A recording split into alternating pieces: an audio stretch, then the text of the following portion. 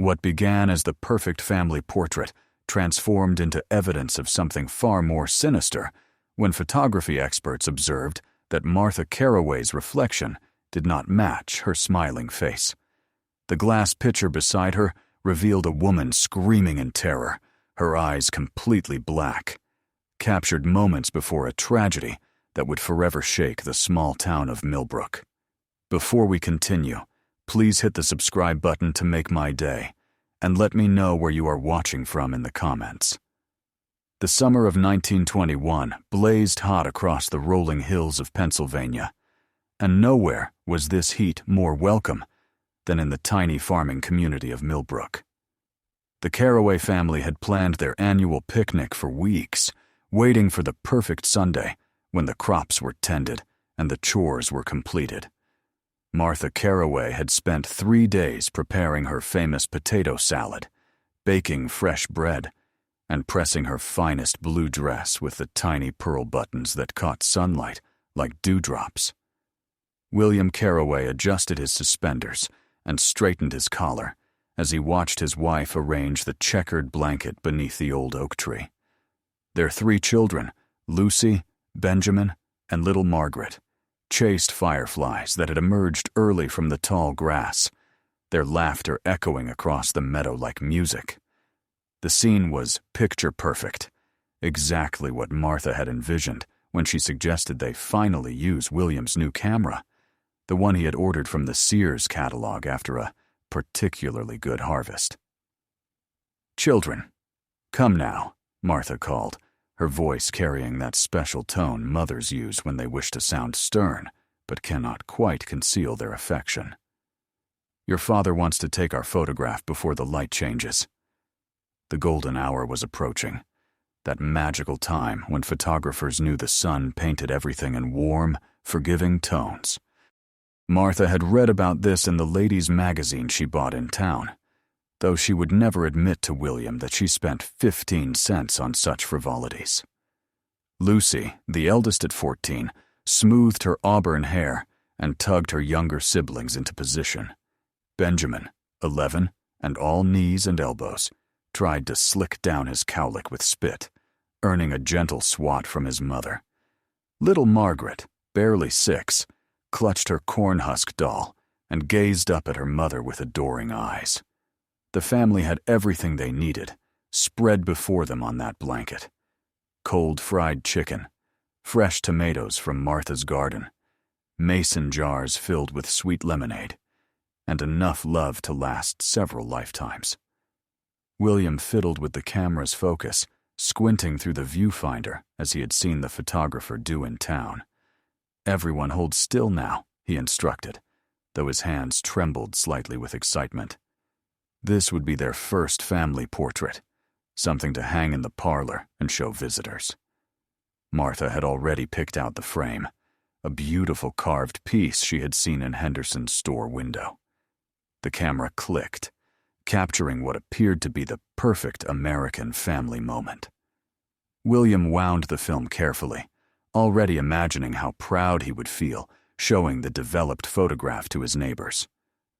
Martha began packing the leftover food, humming a hymn she had learned as a child, while the children played one last game of tag before the mosquitoes emerged for their evening feast. Nobody noticed the glass pitcher Martha had brought for the lemonade, how it sat at just the right angle to capture not only the setting sun, but also something far more disturbing. The curved surface of the glass acted like a mirror, reflecting the scene with crystal clarity, but what it showed defied explanation. While Martha's face in the photograph beamed with maternal joy, her reflection in the picture told a completely different story. The reflection showed Martha's mouth stretched wide in a silent scream. Her eyes were not the warm brown everyone knew, but completely black, as if someone had poured ink into her skull. Her face was contorted with an expression of pure terror, as though she was witnessing something horrific that had not yet come to pass. The reflection seemed to exist in a different moment, a different reality, where Martha Carroway was not the happy mother posing for a family portrait, but a woman confronting her own doom. The family packed their belongings as shadows lengthened across the meadow. William carried the camera with particular care, already planning his trip to town to have the film developed. Martha folded the blanket with practiced efficiency, her movements fluid and graceful, showing no sign of the terror that somehow lived within her reflection. The children gathered wildflowers for their mother, creating small bouquets that would wilt by morning, but would be treasured for their innocent beauty. That evening, the Carroway house glowed with contentment. Martha prepared a simple supper of leftover chicken and fresh biscuits, while William read aloud from the newspaper. The children played quietly on the floor, tired from their afternoon in the sun. Everything was exactly as it should be, in a loving home where hard work was rewarded with simple pleasures, and family bonds grew stronger with each passing day. Tuesday morning brought William to Henderson's photography studio, the exposed film clutched in his weathered hands. Old Pete Henderson had been developing photographs in Millbrook for nearly 20 years, and his darkroom was considered the finest between Pittsburgh and Philadelphia. William waited anxiously while Pete disappeared behind the black curtain, emerging an hour later with prints still damp from the developing chemicals. "Fine work, William," Pete said, handing over the photographs. "That new camera of yours takes a sharp picture." William examined the images eagerly, his chest swelling with pride at the sight of his beautiful family captured forever in silver and light. Martha looked radiant in her blue dress, the children properly arranged and smiling, the whole scene bathed in that perfect golden light he had hoped for. But Pete Henderson was a professional, and professionals notice details that casual observers miss. After William left, Pete returned to his darkroom to examine the negatives more closely. He had noticed something odd during the developing process, a strange quality in one section of the image that seemed to resist his usual techniques. Under his magnifying glass, the mystery deepened. The reflection in the glass pitcher did not match the rest of the photograph. While the Carroway family smiled in their Sunday best, Martha's reflection showed something far more disturbing. Pete had seen trick photography before, double exposures, and other mistakes that could create unusual effects. But this was different. The reflection was too clear, too detailed, too purposeful to be an accident. Pete Henderson was not a superstitious man. 43 years of life in rural Pennsylvania had taught him to trust his eyes and his reason above all else. But what he saw in that reflection challenged everything he understood about photography and reality itself. The woman in the picture's curved surface was unmistakably Martha Carroway, but she was screaming, her face twisted with an anguish that seemed to come from somewhere beyond human experience. The photographer spent the afternoon studying the image, comparing it to others he had taken of the Carroway family in previous years. Martha had always been photogenic, one of those women who seemed to glow with inner light whenever a camera was pointed in her direction. But this reflection suggested something else entirely, as if the glass had captured not just her image, but some terrible knowledge that lived beneath her placid exterior. Pete considered approaching William about the anomaly, but decided against it. What would he say? That his wife's reflection predicted doom? That glass pitchers could somehow see into the future? The whole idea was ridiculous, the stuff of fairy tales and ghost stories. Instead, he filed the photograph with his other work and tried to forget what he had seen. Meanwhile, Martha Carroway went about her daily routine with characteristic efficiency. She tended her garden in the early morning cool, harvesting tomatoes and beans for canning. She swept the front porch and dusted the furniture, prepared meals, and mended clothes, all while maintaining the cheerful demeanor that made her beloved throughout Millbrook. Neighbors often remarked on Martha's disposition, how she seemed to find joy in the simplest tasks and approached each day as a gift to be treasured. But if someone had looked closely, they might have noticed subtle changes in Martha's behavior. She paused sometimes while kneading bread, her hands growing still as she stared out the kitchen window at something only she could see.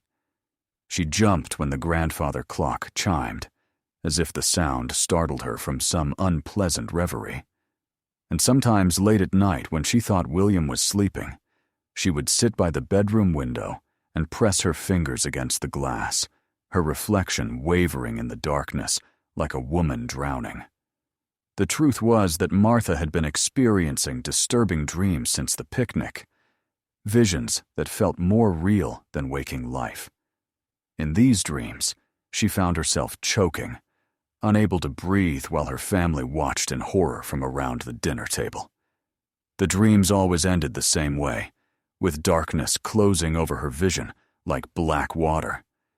And the last thing she saw was her own face reflected in the dining room windows, mouth open in a silent scream.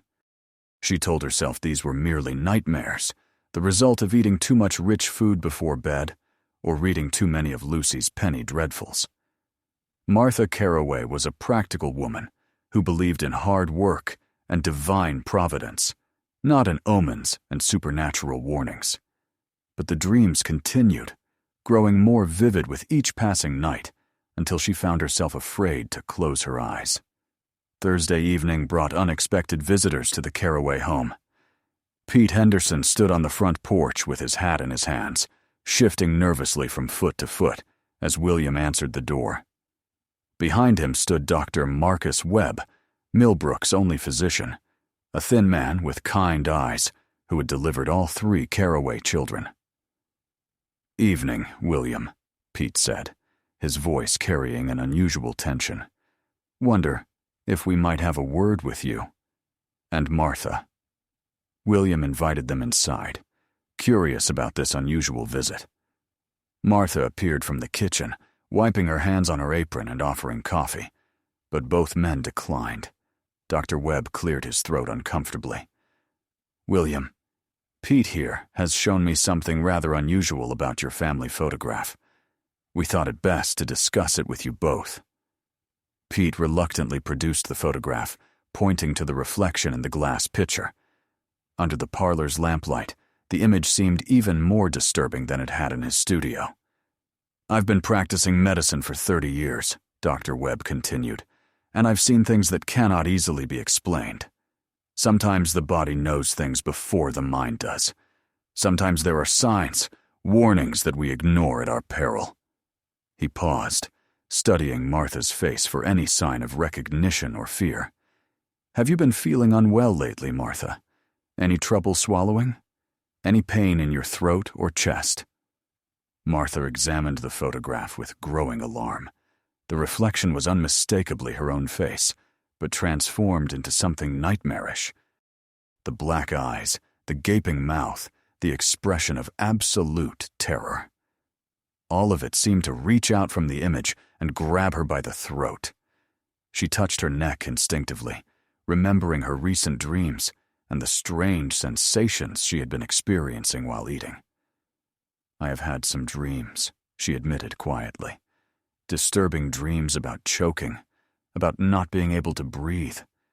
But they are just nightmares. Surely this reflection, it must be some trick of the light, some mistake in the developing process." But even as she spoke, Martha felt a chill running down her spine. The woman in the reflection looked exactly like the woman from her dreams, frozen in that moment of ultimate terror. William took the photograph from his wife's trembling hands, studying it with the methodical attention he usually reserved for examining his crops. "This makes no sense," he said finally. "Martha was smiling when I took this picture. We were all happy, having a wonderful time. There must be some explanation, some scientific reason for this peculiarity." Dr. Webb nodded thoughtfully. "Perhaps, but I have learned to pay attention when the inexplicable intersects with the medical. Martha, I would like to examine you. Check your throat and breathing passages. It is possible you have some condition that is manifesting in your dreams, and somehow, impossibly showed itself in this photograph. The examination revealed nothing obvious, though Dr. Webb noticed Martha's throat seemed slightly swollen, the tissues inflamed in a way that suggested some kind of irritation or blockage. He prescribed a mild tonic and advised her to chew her food more thoroughly, to avoid talking while eating, and to sleep with her head elevated. But privately, he found himself deeply troubled by the photograph and its implications. Pete Henderson left that evening with a promise to keep the strange discovery confidential. He understood the power of gossip in small towns, how quickly a mysterious photograph could transform into ghost stories and rumors of witchcraft. But he also made William promise to watch Martha carefully, to note any changes in her health or behavior that might explain the disturbing reflection. Friday passed quietly with Martha following Dr. Webb's advice and paying careful attention to her meals. She found herself thinking constantly about the photograph, wondering if it was possible for glass to somehow capture future events or hidden truths. The rational part of her mind rejected such notions, but the rational part of her mind had never seen her own face screaming back at her from a reflection that did not match reality. The children sensed their mother's distraction, but attributed it to the usual worries of adult life. Lucy helped more with household chores. Benjamin brought her wild flowers from the meadow. And little Margaret climbed into her lap whenever Martha seemed particularly thoughtful. The family's love surrounded Martha like a protective barrier.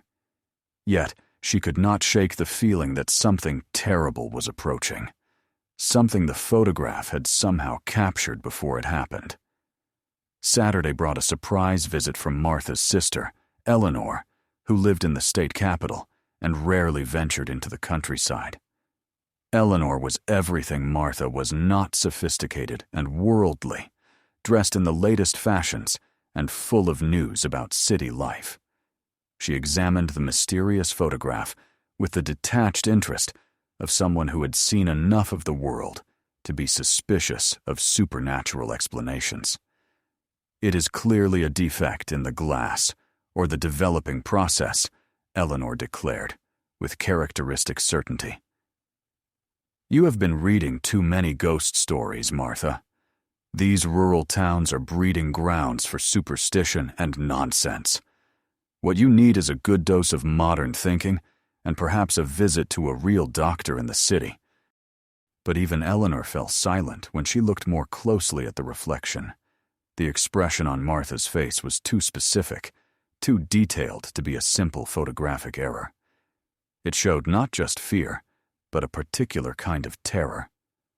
The look of someone who knew exactly what was about to happen to them and was powerless to prevent it. Eleanor left earlier than planned, taking the train back to Pittsburgh with a troubled expression and promises to write soon. Sunday evening arrived with the oppressive weight of a thunderstorm building on the horizon. The Carroway family gathered for their traditional Sunday dinner: roast beef with Yorkshire pudding, green beans from the garden, and Martha's famous apple pie.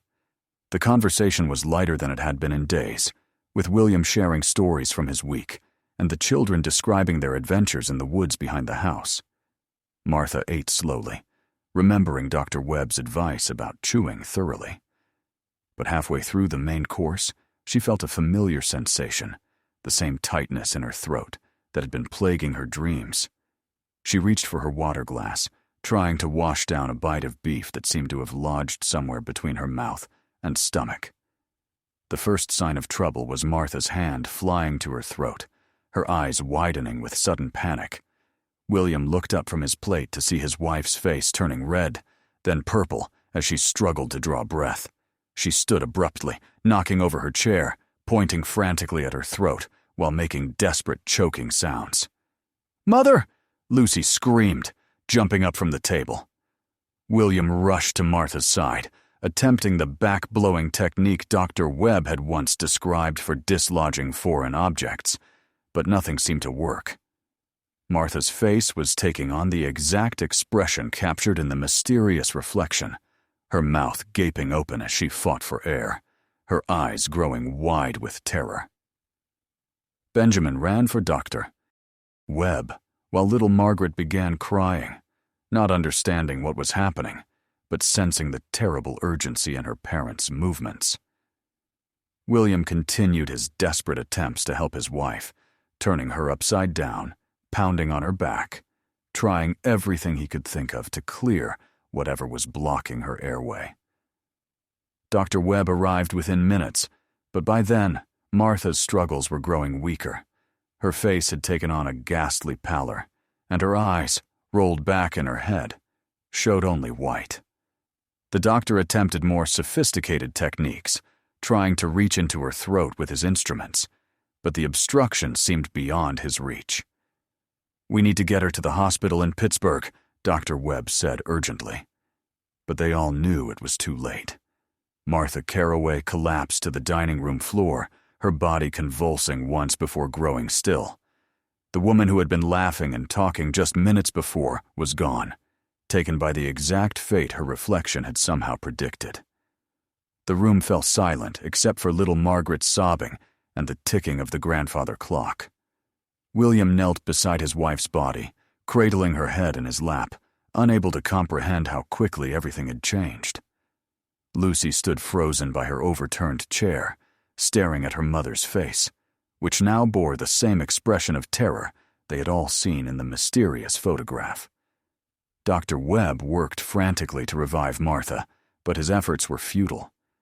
Whatever had blocked her airway had done its work too quickly and too completely. He would later determine that a piece of gristle from the roast beef had somehow become lodged in her throat in such a way that it could not be dislodged by conventional means. A medical rarity that occurred perhaps once in 10,000 cases. But the true mystery was not how Martha Carroway had died, but how her death had been captured in a reflection days before it happened. The photograph, with its impossible prediction, became the talk of Millbrook and eventually attracted the attention of researchers from the university. They studied the image exhaustively, subjecting it to every test available to 1920s science, but found no evidence of manipulation or fraud. The glass pitcher itself was examined by experts who declared it perfectly ordinary, with no unusual properties that could account for its prophetic reflection. Some theorized about unknown properties of silver-based photography. Others suggested mass hallucination or collective suggestion, but no scientific explanation could adequately account for what had been captured in that family picnic photograph. Pete Henderson never took another photograph without feeling a chill of apprehension. He began studying his images obsessively, looking for other anomalous reflections, other impossible predictions hidden in the interplay of light and shadow.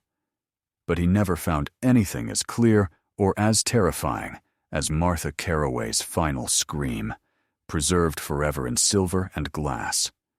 William Carroway moved his children to Pittsburgh within 6 months, unable to remain in the house where his wife had died, or in the town where everyone whispered about supernatural photographs and prophetic reflections. He kept the mysterious picture hidden away, unable to destroy it, but equally unable to look at it without feeling his heart break all over again. The old oak tree, where the family had posed for their final portrait together, was struck by lightning the following summer and split down the middle. Local people said it was God's way of cleansing the spot where something unnatural had been captured on film. Others claimed you could sometimes see Martha's face in the bark patterns of the surviving half, still wearing that expression of terror and foreknowledge. Years passed, and the story of Martha Carroway's prophetic reflection became part of local folklore, told around campfires and at church socials. Photography experts occasionally wrote papers about the case, proposing elaborate theories about parallel dimensions and temporal displacement. But for those who knew Martha personally, the explanation mattered less than the loss itself, the sudden absence of a woman whose smile had brightened every room she entered. Lucy Carroway grew up to become a teacher, never marrying, always claiming she could never trust happiness after seeing how quickly it could be stolen away. Benjamin became a photographer himself, drawn to the medium that had captured his mother's fate, searching through decades of work for other glimpses of the impossible. Little Margaret remembered almost nothing of that terrible Sunday evening, but she never ate meat for the rest of her life, claiming it always tasted like fear. The photograph itself disappeared sometime in the 1940s, either destroyed by William before his death or lost in one of the family's many moves. But copies had been made, circulated among researchers and collectors of the paranormal. Occasionally, one would surface at an estate sale or in the archives of a university library, always accompanied by the same story of inexplicable prediction and tragic fulfillment. Modern digital analysis of surviving copies has revealed nothing that earlier experts missed. The reflection in the glass pitcher remains as clear and disturbing as it was on that Sunday evening, when Dr. Webb first pointed it out to the Carroway family. Technology that can detect the smallest manipulation in contemporary photographs finds nothing artificial in Martha's prophetic reflection. No sign that human hands created the impossible image. Some researchers have suggested that certain individuals might be naturally sensitive to temporal disturbances, able to perceive future events in ways that science does not yet understand. They point to Martha's disturbing dreams in the days before her death as evidence that she was somehow aware of her approaching fate, even if she could not consciously access that knowledge. Others propose that consciousness itself might occasionally slip sideways through time, creating moments when the future briefly becomes visible in reflective surfaces. They note that many cultures have traditions of scrying, of seeking visions in mirrors and pools, suggesting that the phenomenon might be more common than modern skepticism allows. The glass pitcher that captured Martha's final scream was eventually donated to the Millbrook Historical Society, where it sits in a display case alongside other artifacts from the town's past. Visitors often comment on how ordinary it looks, just a simple piece of pressed glass that any family might have owned. But the Society's volunteers are careful never to polish its surface too thoroughly, afraid of what they might see reflected there. The meadow where the Carroway family held their final picnic has been developed into a small housing subdivision. The old oak tree's remains were paved over for a cul-de-sac called Serenity Circle, but longtime residents still avoid the area after dark, claiming they sometimes hear the sound of children laughing and the click of an old camera shutter echoing across the night air. Photography has evolved dramatically since 1921, moving from glass plates to film to digital sensors. But the essential mystery remains unchanged. How can light and shadow capture not just what is, but what will be? How can a reflection show truth that contradicts the very reality it appears to mirror? These questions haunted Pete Henderson until his death in 1963, and they continue to puzzle researchers today. The story of Martha Carroway's prophetic reflection has inspired countless investigations into the nature of time and consciousness. Physicists have proposed theories about quantum entanglement across temporal boundaries. Psychologists have studied the role of precognitive dreams in predicting future events, but none of these scientific inquiries has provided a satisfactory explanation for what was captured in that family photograph. Perhaps the most disturbing aspect of the case is its suggestion that death might cast shadows backward through time, creating echoes of itself in the moments before it strikes. If Martha's fate could be seen in a reflection days before it occurred, what other tragedies might be lurking in the mirrors and windows around us, waiting for the right angle of light to reveal them? The Carroway children, now long deceased themselves, never spoke publicly about their mother's death or the mysterious photograph that predicted it. But family friends reported that all three siblings developed an aversion to reflective surfaces, covering mirrors in their homes and refusing to eat meals where glass or polished metal might show their faces back to them. William Carroway remarried eventually, a kind widow from Pittsburgh, who helped him raise his children and rebuild his life. But his new wife later told friends that William would sometimes wake in the night staring at her reflection in the bedroom window, as if searching for some sign of approaching doom. He lived to be 78, but those who knew him said he never again smiled with the unconscious joy captured in that final family photograph. The case has attracted the attention of modern paranormal investigators who have attempted to recreate the conditions of that Sunday picnic in 1921. They have used similar cameras, identical glass pitchers, and even recruited a woman who resembled Martha Carroway to pose in the same location.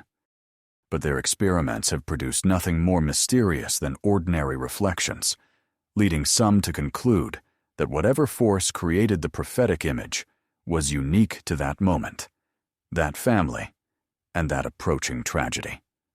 Others suggest that the phenomenon might be more common than we realize, hidden among the millions of photographs taken every day around the world. They point to internet forums where people share images of supposedly anomalous reflections, faces that do not match the people being photographed, expressions of fear or sadness captured in mirrors and windows, while the subjects appear happy and relaxed. Most of these modern examples are easily debunked, products of digital manipulation or photographic error. But occasionally, investigators encounter cases that resist easy explanation, images that seem to echo the impossible nature of Martha Carroway's prophetic reflection. These cases are studied, cataloged, and filed away, adding to a growing body of evidence that time might not flow as simply as we assume. The town of Millbrook itself has largely forgotten the Carroway family and their mysterious photograph. The population has grown and changed, with new residents who have no knowledge of the tragedy that once captured national attention. But the older citizens still remember, and they still check their reflections carefully whenever they pose for family photographs, afraid of what they might see staring back at them. The mystery deepened in 1987, when renovation work at the old Carroway house uncovered a hidden compartment in the basement. Inside, workers found dozens of photographs, all taken by William Carroway in the years following his wife's death. Each image showed the same empty rooms, the same vacant chairs, the same dining table where Martha had drawn her last breath. But in several of the photographs, reflective surfaces showed figures that were not there when the pictures were taken. Shadowy forms that seemed to be reaching toward the camera with desperate, grasping hands. These later photographs never received the scientific scrutiny devoted to the original family portrait, perhaps because they seemed too much like deliberate attempts to create supernatural effects.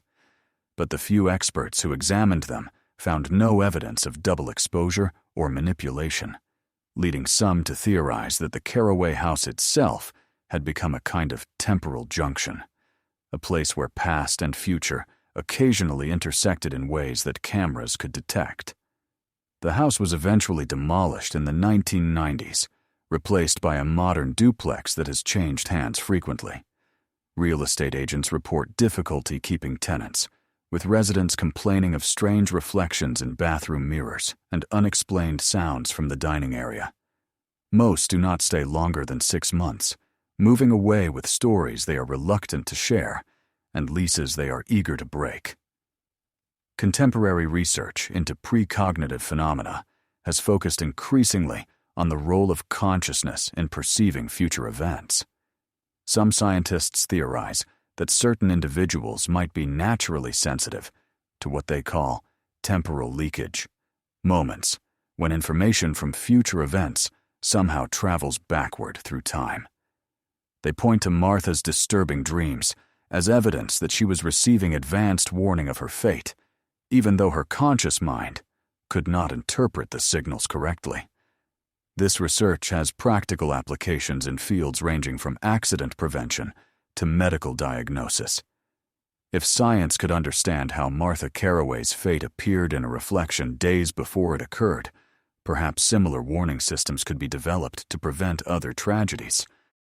The Department of Defense has reportedly funded classified studies into temporal perception, hoping to give military personnel advanced warning of ambushes or terrorist attacks.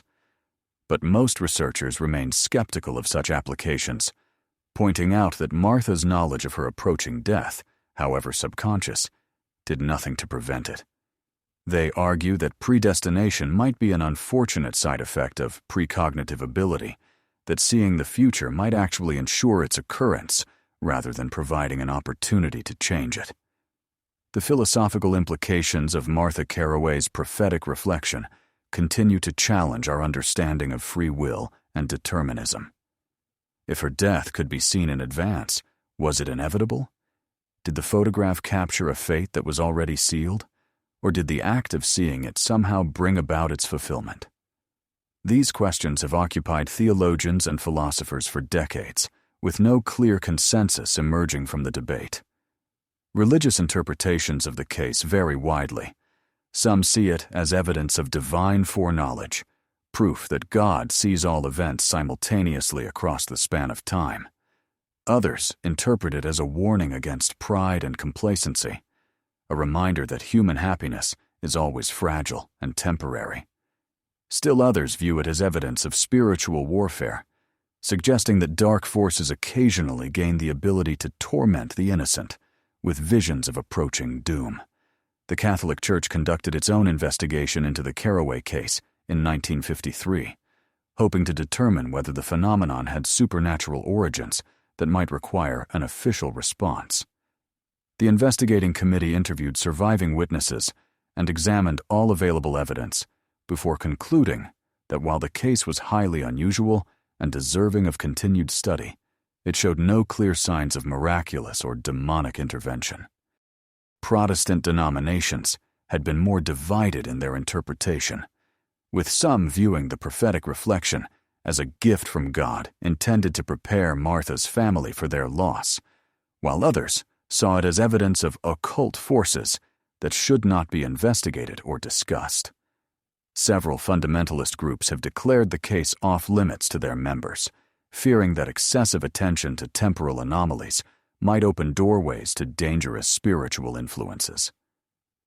Scientific skepticism has focused primarily on the limitations of 1920s photographic technology and the possibility that the anomalous reflection resulted from unknown chemical processes in the developing procedure. Modern chemists have pointed out that early photographic emulsions were far less stable than contemporary materials, potentially leading to unpredictable interactions between light, silver compounds, and glass surfaces. However, attempts to recreate the effect using period-appropriate equipment and techniques have been uniformly unsuccessful. Professional photographers using cameras and film identical to William Carroway's have taken thousands of images under conditions designed to match those of the original family picnic. But none have produced anything resembling the prophetic reflection that captured Martha's final scream. The mystery has also attracted the attention of quantum physicists who see in Martha Carroway's case a possible example of macroscopic quantum effects operating in the everyday world. Some theorists propose that consciousness itself might function as a quantum measuring device, capable of collapsing probability waves across temporal boundaries under certain conditions. This quantum interpretation suggests that Martha's intense emotional connection to her family and her subconscious awareness of approaching danger might have created a kind of temporal entanglement, allowing her future state to influence past events in ways that conventional physics cannot explain. While highly speculative, this theory has led to increased funding for research into consciousness-related quantum phenomena. The case has also influenced popular culture, inspiring numerous novels, films, and television episodes that explore the theme of prophetic photography. Most of these fictional treatments focus on the horror aspects of seeing one's own death in advance, but a few have examined the deeper philosophical questions raised by the Carroway case. One particularly thoughtful treatment, a 1978 novel called The Last Picture, explored the psychological impact of precognitive ability on both the person receiving the visions and their family members. The author, who claimed to have interviewed several relatives of the Carroway children, painted a portrait of a family forever changed by their encounter with the impossible, unable to trust their own perceptions or find comfort in everyday happiness.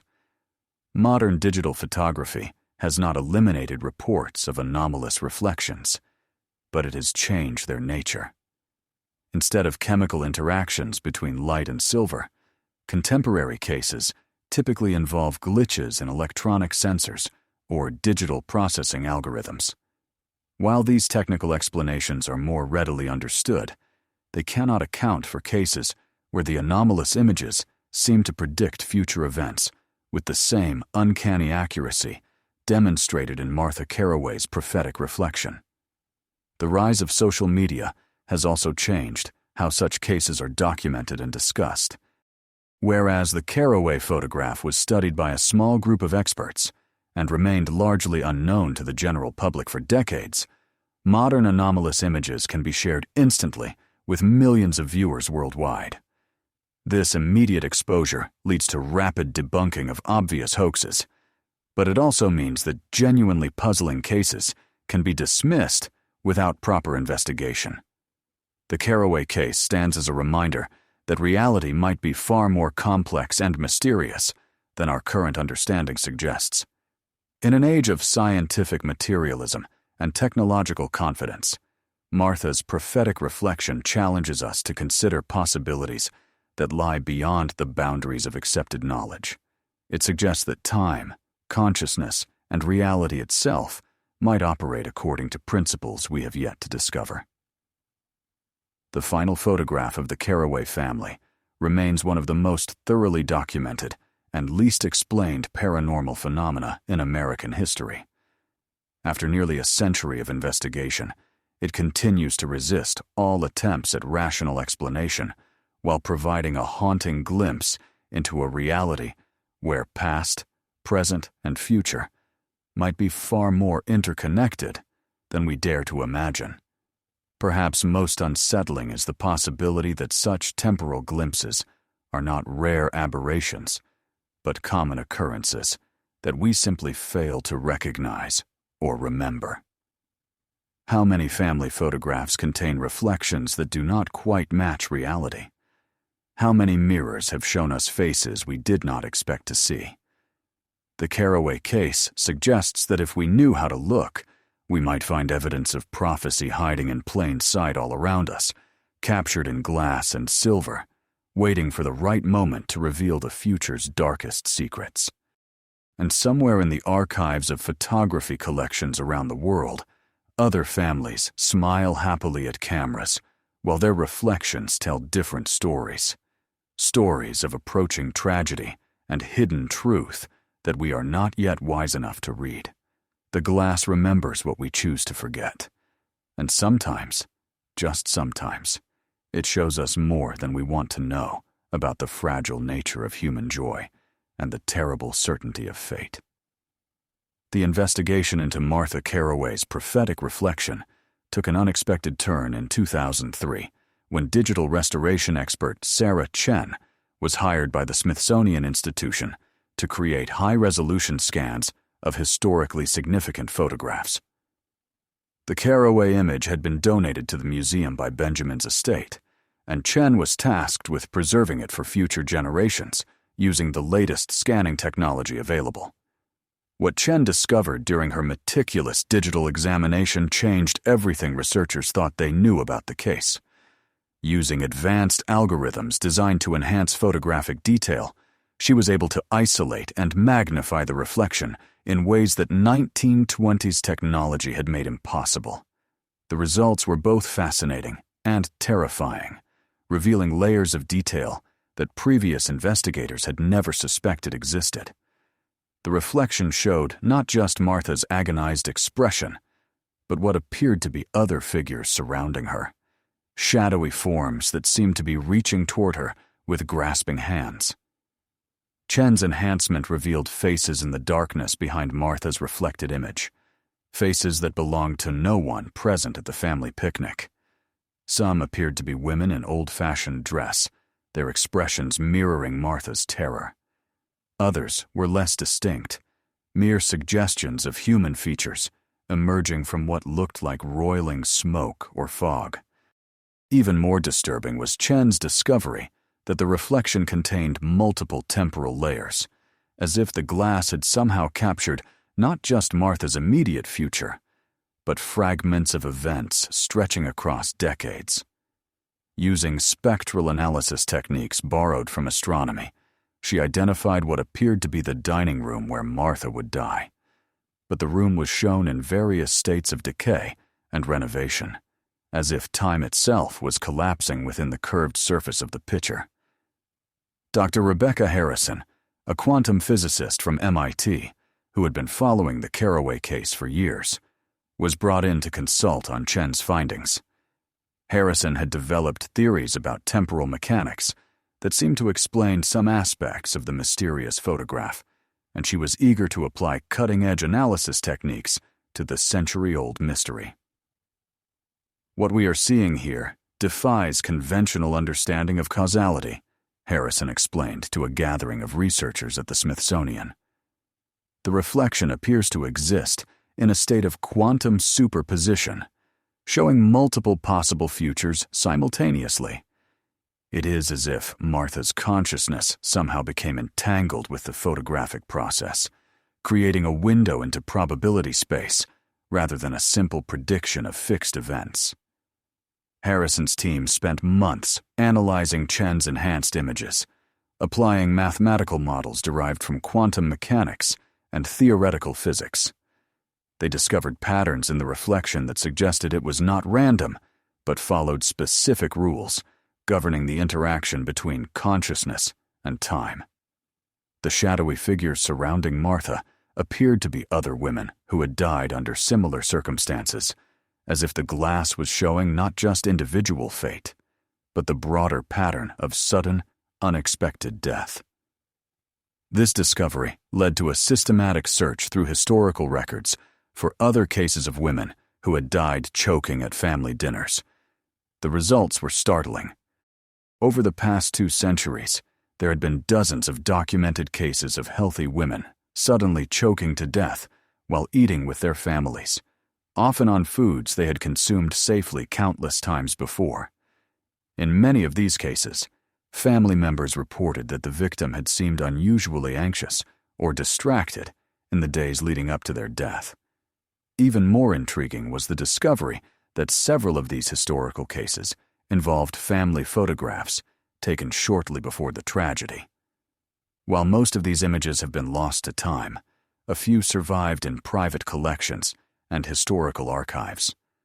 When Chen applied her enhancement techniques to these photographs, she found similar anomalies in reflective surfaces.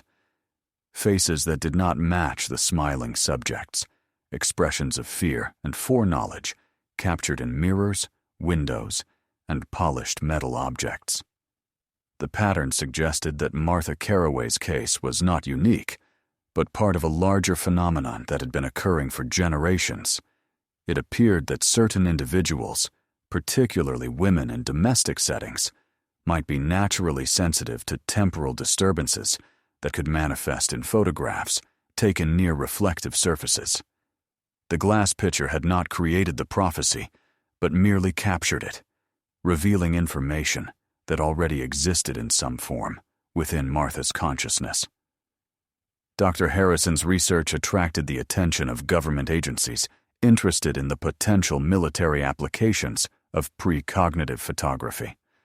Classified documents released decades later revealed that the CIA had conducted extensive experiments in the 1960s and 70s, attempting to train operatives to detect temporal anomalies in surveillance photographs. While most of these experiments were unsuccessful, a few produced results that remain classified to this day. The Soviet Union had conducted similar research, according to documents discovered after the fall of the Berlin Wall. Russian scientists had identified several cases similar to the Carroway photograph instances, where family portraits had captured information about future events in reflective surfaces.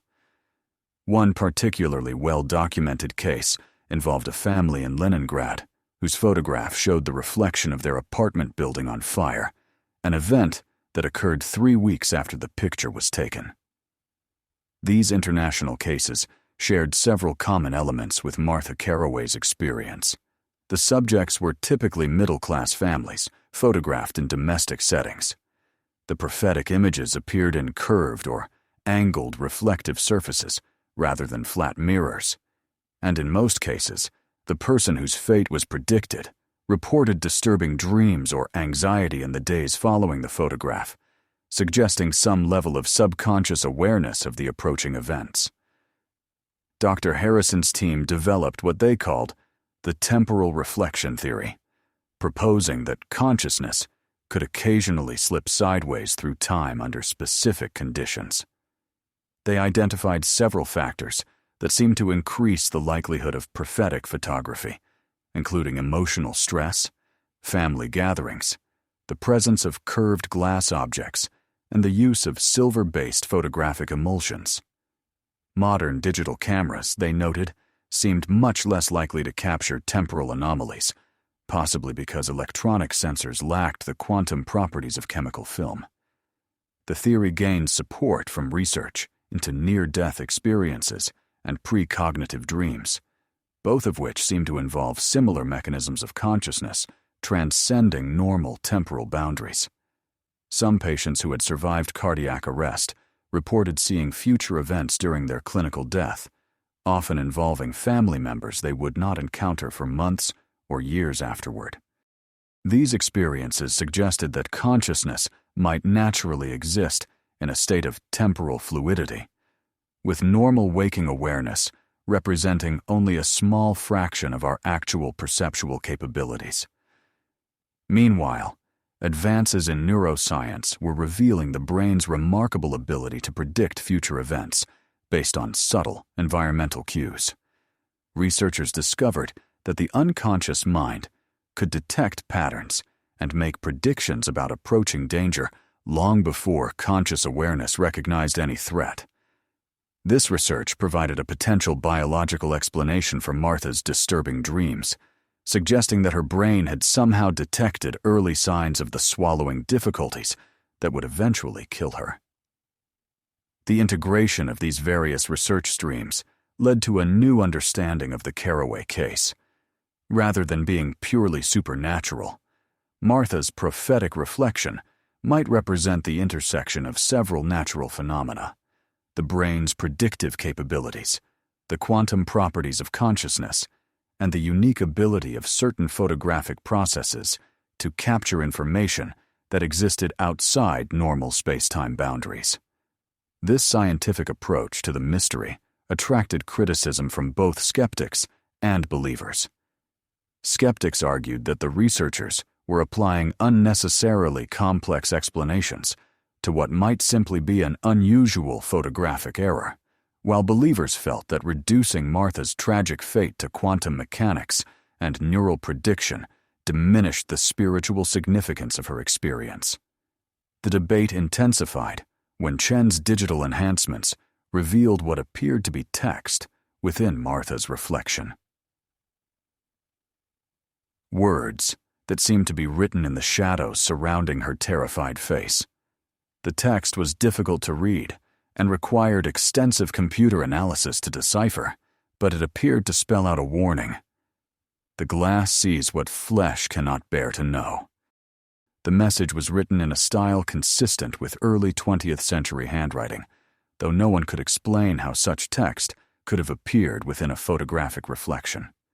Religious scholars who examined this discovery proposed various interpretations. Some saw it as evidence of angelic intervention, a divine warning that Martha's family had failed to understand in time. Others interpreted it as a message from deceased relatives, attempting to warn Martha about her approaching fate. Still others suggested it might be Martha's own words, projected backward through time. by her dying consciousness in a desperate attempt to save herself. The text discovery led to a renewed search through other anomalous photographs, looking for similar hidden messages within prophetic reflections. Several cases were identified where careful digital analysis revealed words or symbols embedded in the reflected images. Most of these messages were fragmentary and difficult to interpret, but they consistently seemed to relate to the specific tragedies that the photographs had predicted. One particularly compelling case involved a family photograph taken in rural Wisconsin in 1937. The image showed a happy farm family posed beside their barn, but enhancement of a reflection in a milk can revealed the barn engulfed in flames, with text that appeared to read, "Fire walks in harvest moon." The barn burned down exactly 1 month later during the harvest season's first full moon, killing the family's livestock and destroying their entire crop. Another case from Depression-era Oklahoma showed a family of 5 standing in front of their modest home. The reflection in the house's front window revealed the same family, but they appeared emaciated and desperate, with barely visible text that might have said, "Dust steals the bread." The family was forced to abandon their farm during the Dust Bowl disasters of the following year, eventually dying of malnutrition in a California migrant camp.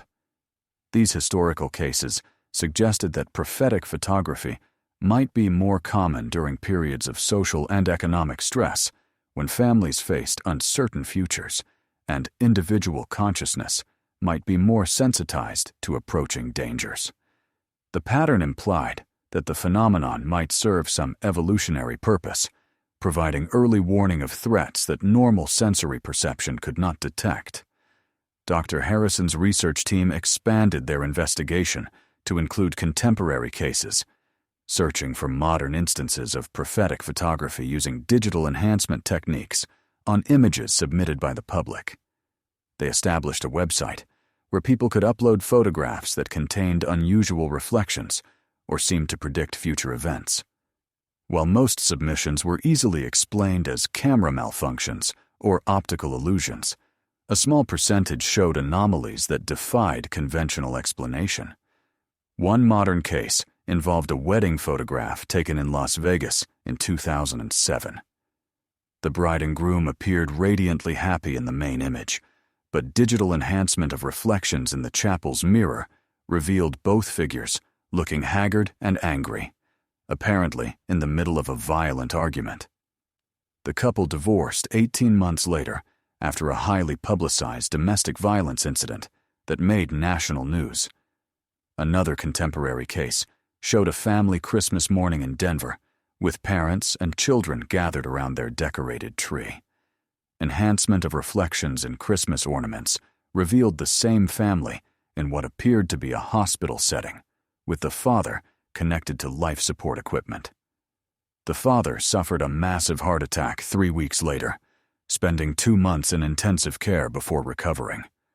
These modern cases shared the same basic characteristics as historical instances of prophetic photography, but they also revealed new patterns that had not been observed in earlier research. Digital cameras seem to capture temporal anomalies differently than film cameras, often showing them as subtle distortions in electronic noise rather than clear reflected images. The predictions were also more complex, sometimes showing multiple possible futures rather than single fixed events. The research attracted attention from tech companies interested in developing artificial intelligence systems capable of detecting temporal anomalies in digital images.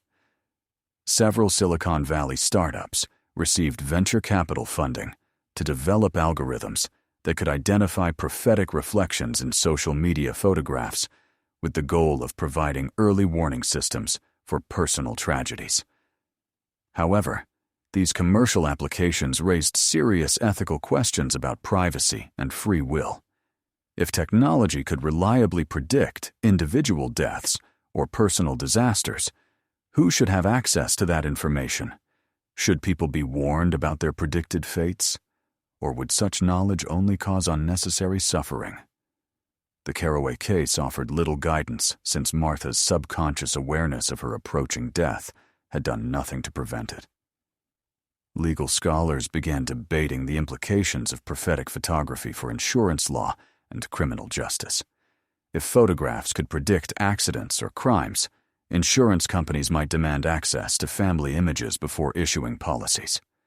Police departments might use temporal analysis to identify potential victims of violent crimes. The technology that had emerged from studying Martha Carroway's tragic fate threatened to transform society in ways no one had anticipated.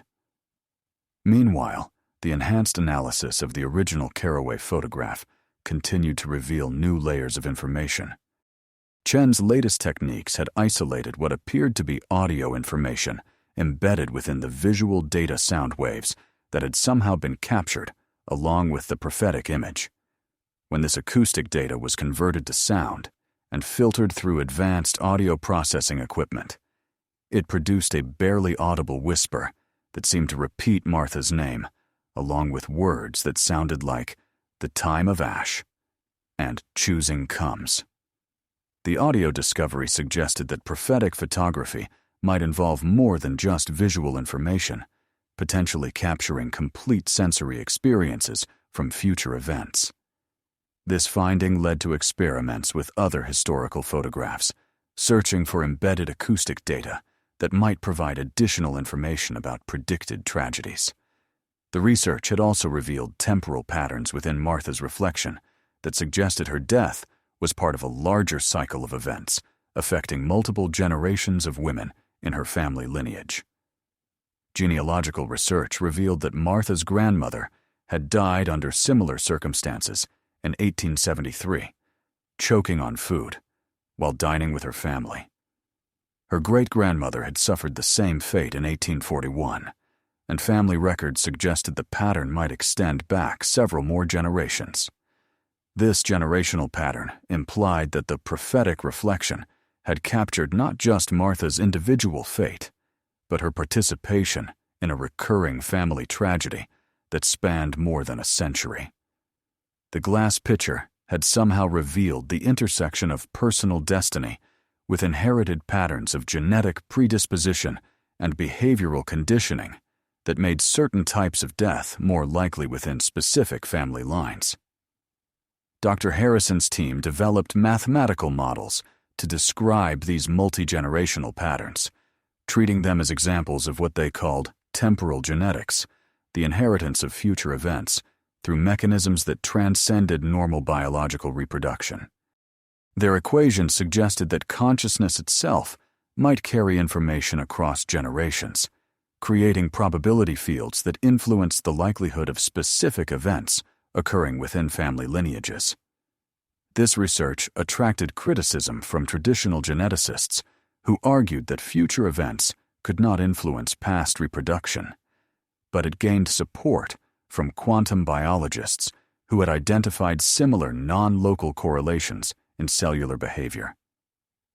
The debate highlighted the growing tension between conventional scientific materialism and emerging theories about consciousness, time, and inheritance that challenged fundamental assumptions about causality and biological determinism.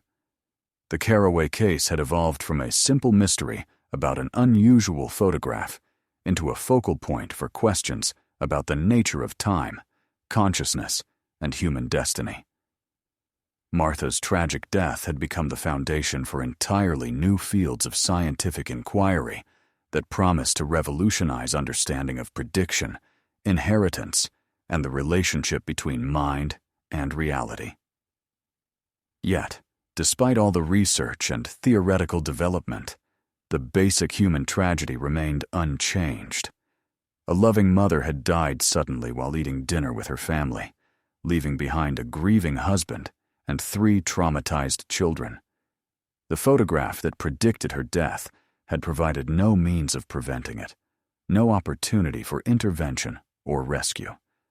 The glass had shown the future, but offered no power to change it. This limitation haunted researchers working on practical applications of prophetic photography. Even if technology could reliably predict personal tragedies, the Carroway case suggested that such knowledge might be more cursed than blessing. Martha's subconscious awareness of her approaching death had filled her final days with anxiety and disturbing dreams, while doing nothing to alter the outcome that the reflection had revealed. The ethical implications became even more complex when researchers discovered that some individuals seemed naturally capable of interpreting prophetic reflections without technological assistance. These temporal sensitives reported being able to see future events in mirrors, windows, and other reflective surfaces, often experiencing the same type of disturbing visions that had plagued Martha in her final days. One such individual, a woman named Patricia Valdez from New Mexico, claimed to have inherited the ability from her grandmother, who had served as an unofficial fortune teller in her community during the 1930s. Valdez reported that reflective surfaces occasionally showed her scenes from future events, usually tragedies involving people she knew personally. She had learned to avoid looking too closely at mirrors or windows, fearing the psychological burden of knowledge she could not use to help anyone.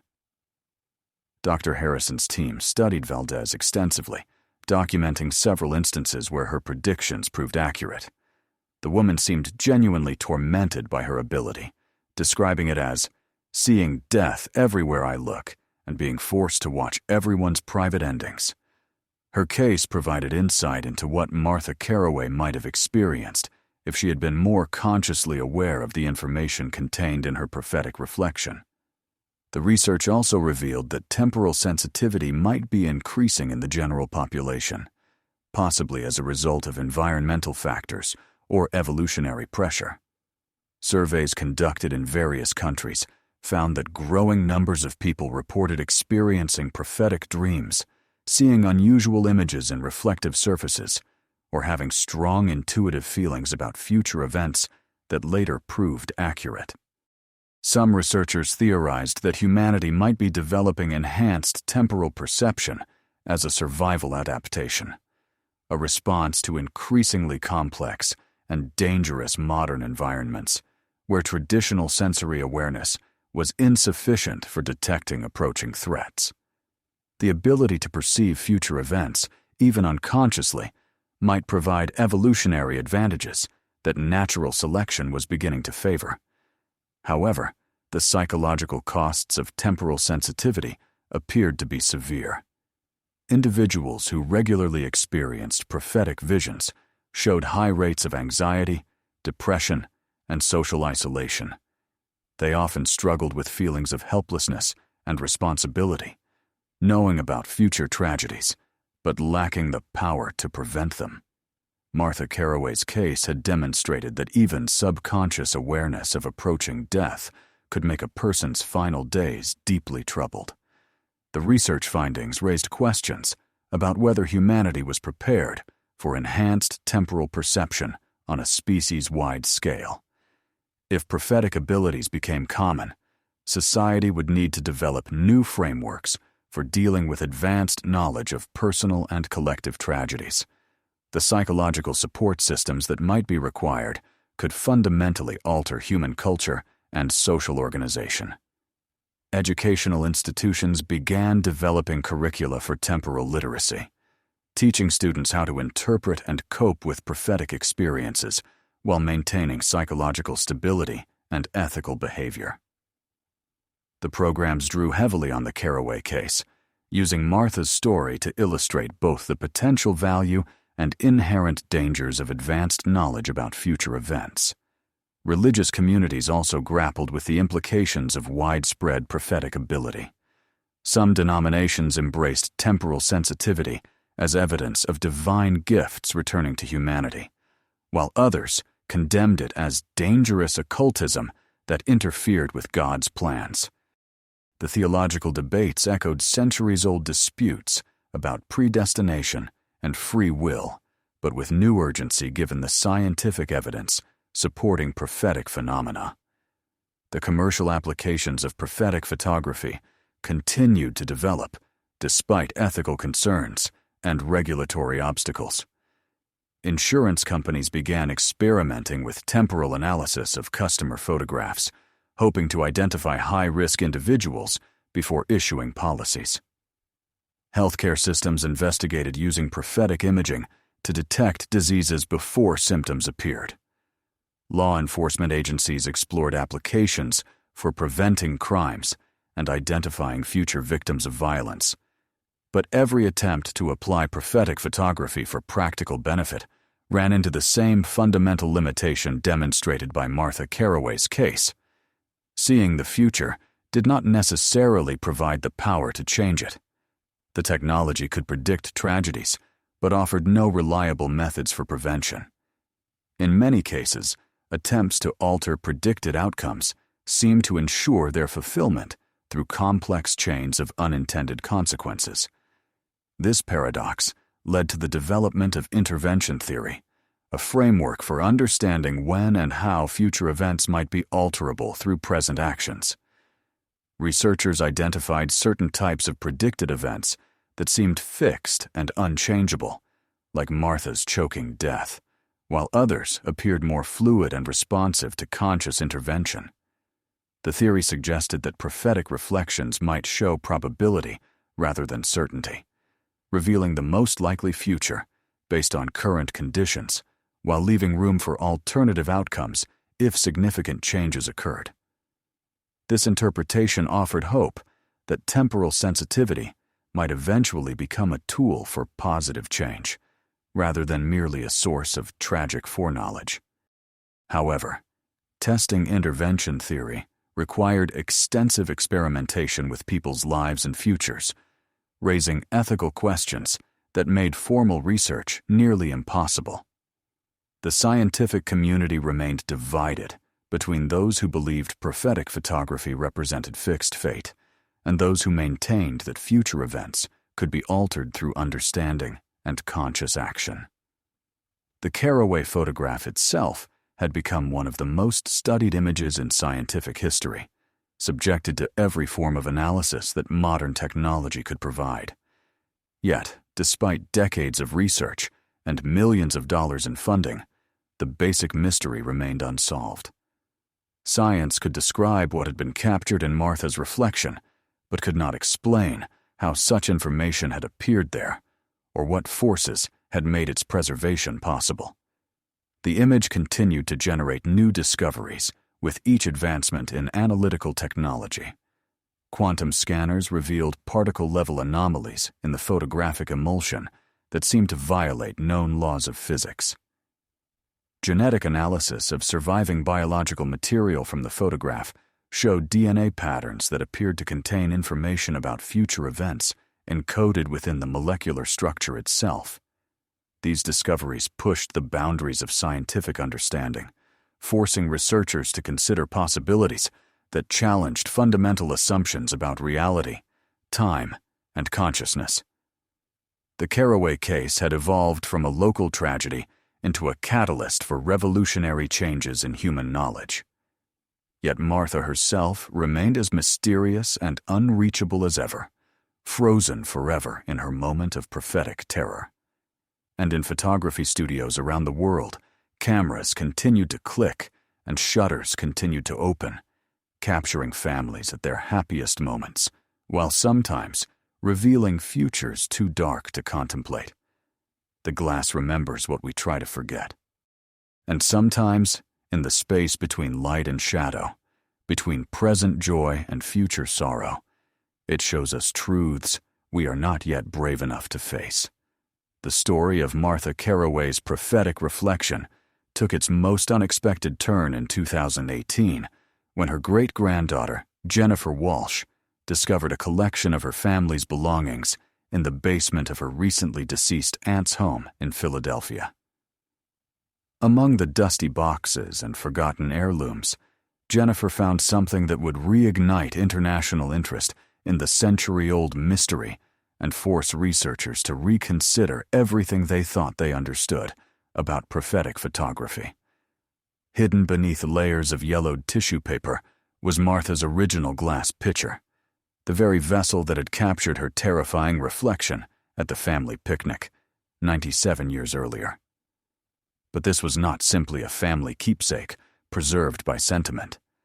The picture had been wrapped in what appeared to be dozens of additional photographs, images that no researcher had ever seen before, all apparently taken by William Carroway in the months and years following his wife's death.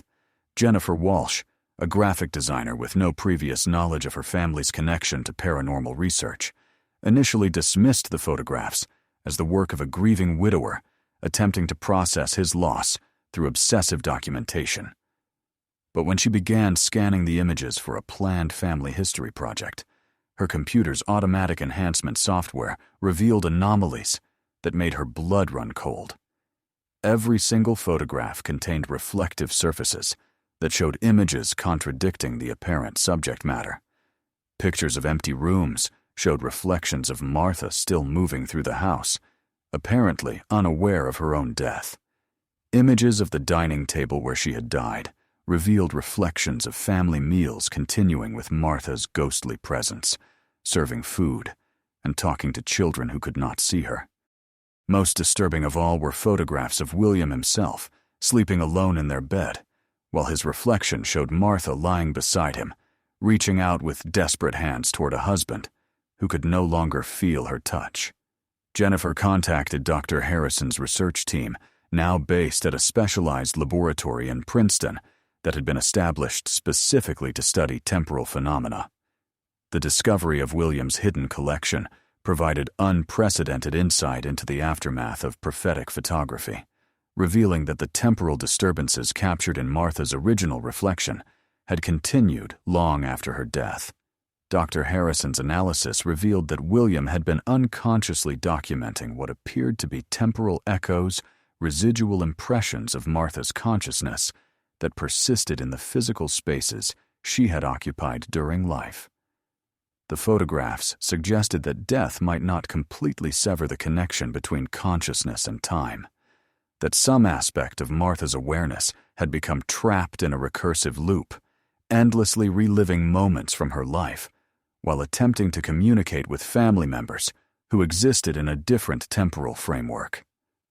This discovery revolutionized understanding of consciousness survival after death, providing the first photographic evidence that some form of awareness might persist beyond biological termination. The implications were staggering for both science and religion, offering potential proof of afterlife experiences while raising disturbing questions about the nature of existence. Religious scholars who examined William's photographs found themselves confronting evidence that challenged traditional concepts of heaven, hell, and spiritual progression. If Martha's consciousness had indeed survived death, her apparent imprisonment within temporal loops suggested a form of existence that was neither blessed nor damned, but simply trapped, caught between life and whatever came after, in a state of confused persistence. The Catholic Church convened a special theological commission to examine the implications of William's photographic evidence. After months of deliberation, they issued a carefully worded statement acknowledging that the images present phenomena consistent with certain mystical traditions regarding the intermediate state between death and final judgment, while stopping short of declaring them proof of purgatorial existence. Protestant denominations were more divided, with some viewing the photographs as evidence of spiritual warfare, while others interpreted them as confirmation that love could transcend death itself.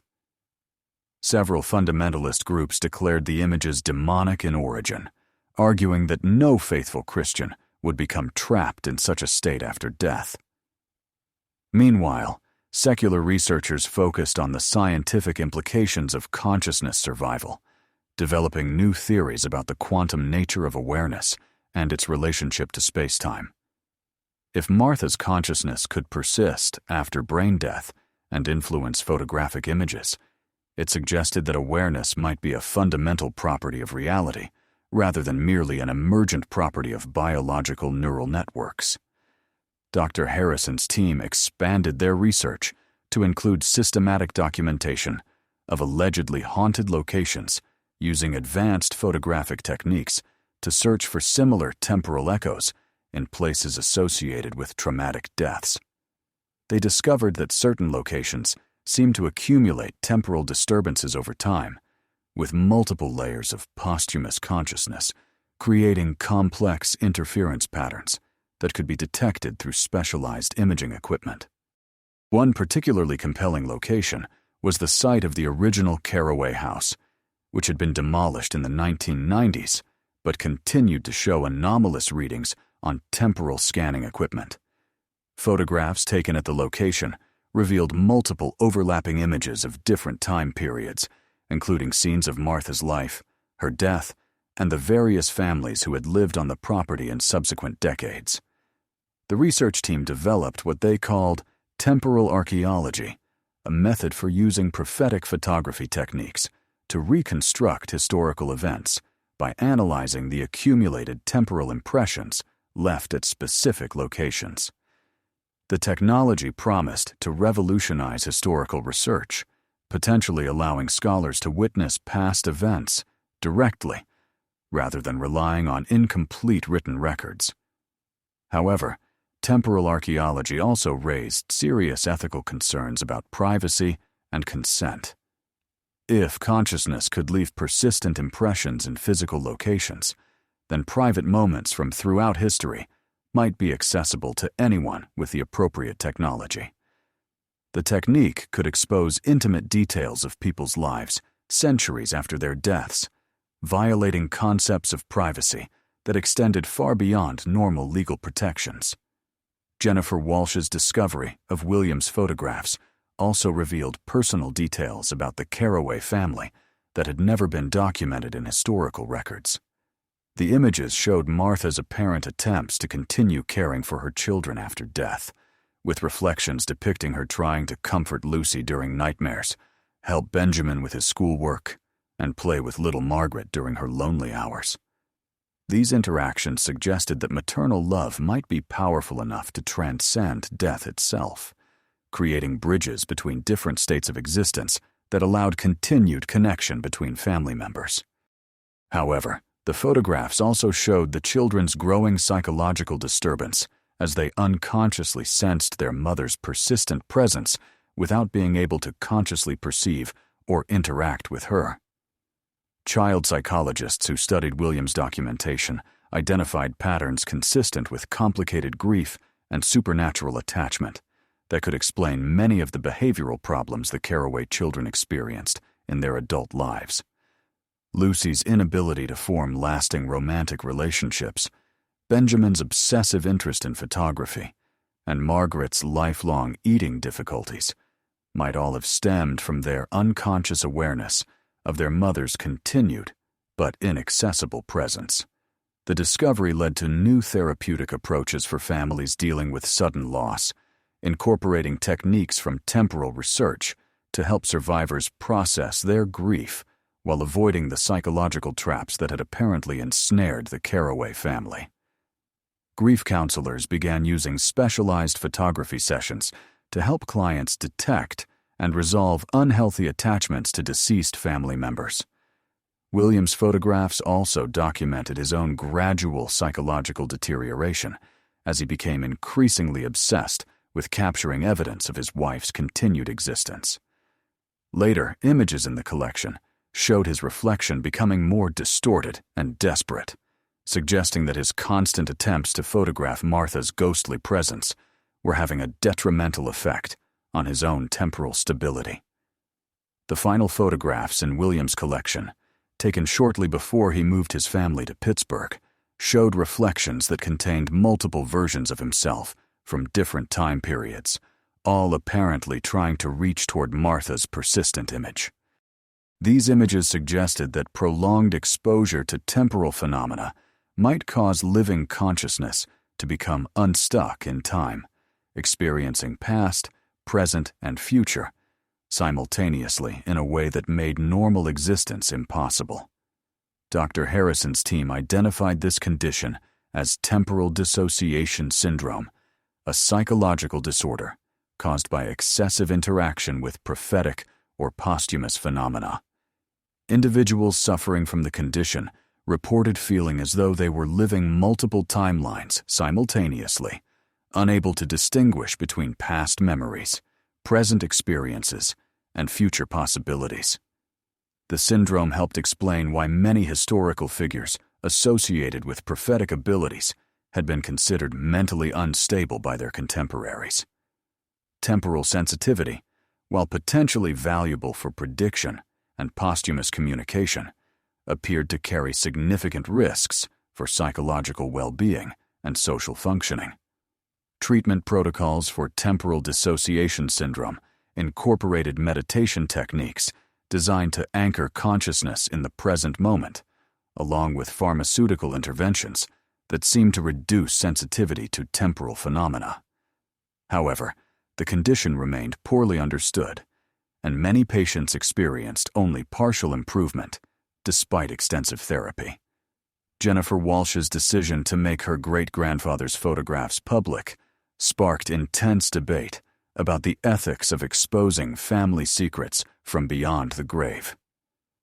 Critics argued that William's documentation of Martha's posthumous presence constituted a violation of her privacy that should not be compounded by public exhibition.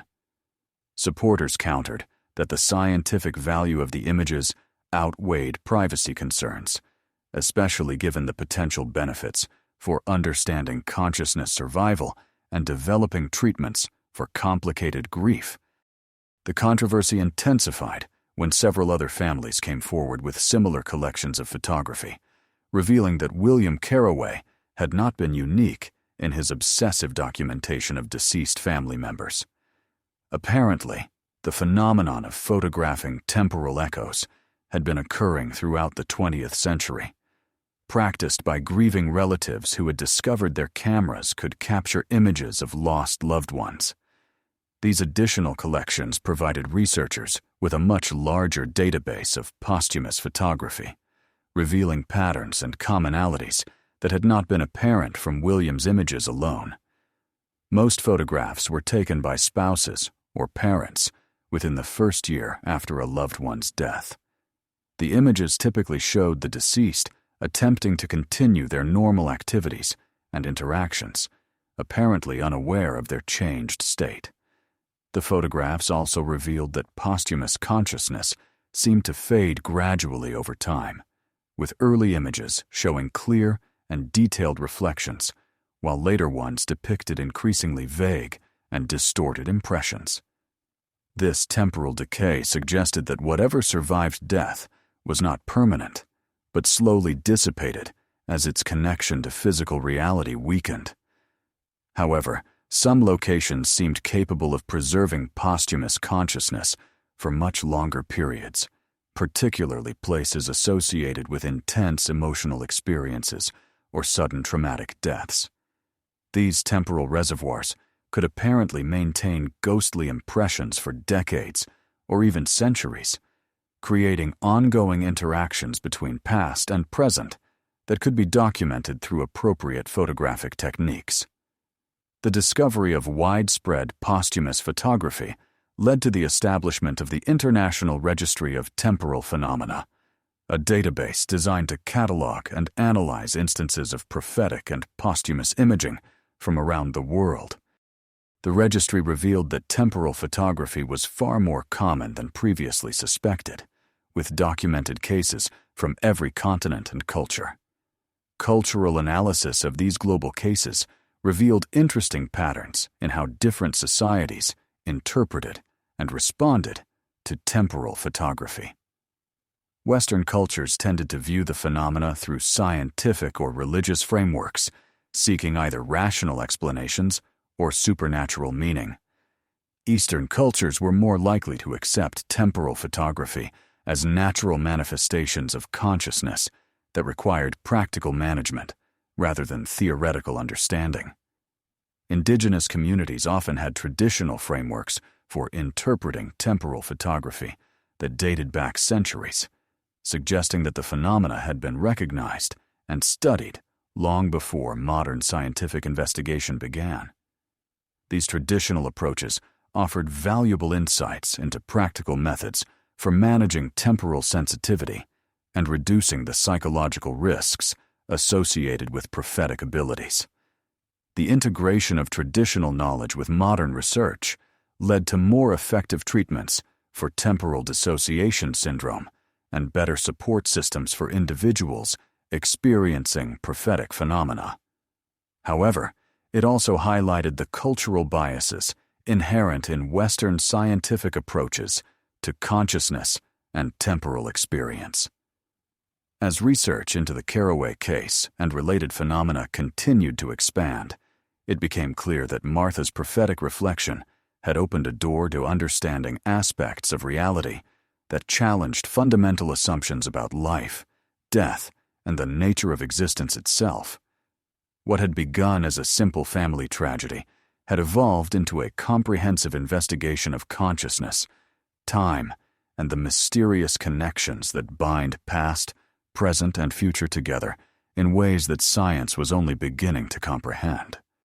The glass pitcher that had captured Martha's terrifying vision now sits in a specially designed containment facility at Princeton, surrounded by monitoring equipment that continuously records any temporal disturbances in its vicinity. Researchers report that the pitcher occasionally shows faint images in its curved surface, usually during the anniversary of Martha's death, as if some echo of that original prophetic moment continues to resonate across the decades. And somewhere in family albums around the world, other photographs wait to be discovered. Other reflections hide their impossible secrets, and other stories of love, loss, and the persistence of consciousness beyond death remain untold. The mystery of Martha Carroway's prophetic reflection has shown us that reality is far stranger and more wonderful than we ever imagined. But it has also reminded us that some knowledge comes at a price too high for human hearts to bear.